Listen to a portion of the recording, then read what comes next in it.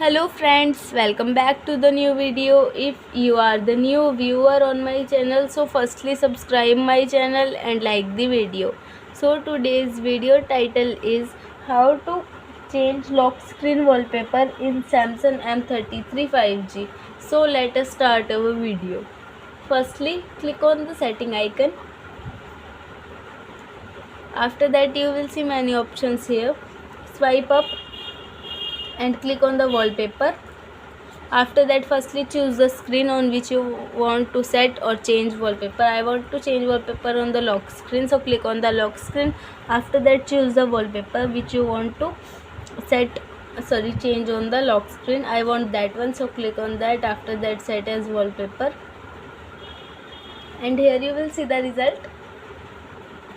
Our lock screen wallpaper is changed in this way. So I hope this video helps you, so please subscribe my channel and like the video. Thank you so much for watching our video.